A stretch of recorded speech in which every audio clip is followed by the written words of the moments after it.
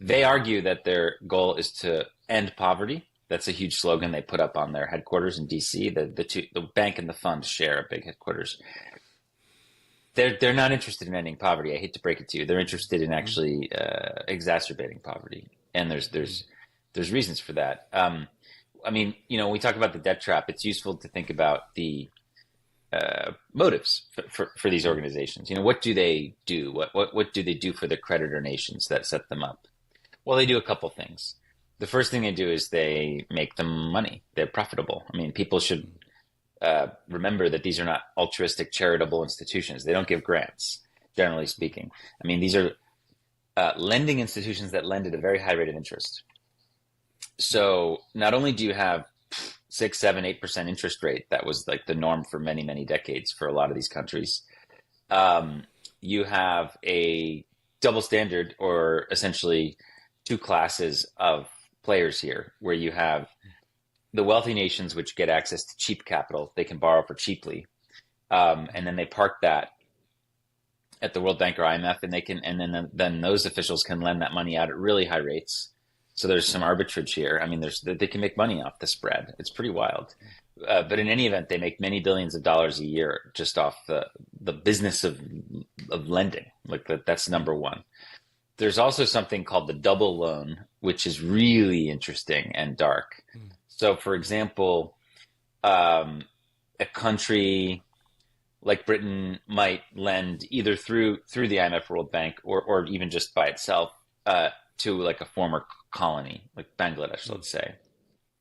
And let's say it gives £100 million to Bangladesh for some project, a loan at some interest rate. Let's call it right now. I mean, today, I mean, we're probably talking like 9 or 10%, right? Given interest rates and where they are. Okay, so it's like whatever, 20-year loan or something to Bangladesh for $400 million for aquaculture. Basically engineering the geoengineering farms into shrimp factories. Let's put it that way. That's like something that has happened, something like that. Okay, so what happens is what's interesting here is often for infrastructure projects, the loan will be made to the local government, Bangladesh, £100 million. It pretty much immediately gets spent on setting up the project.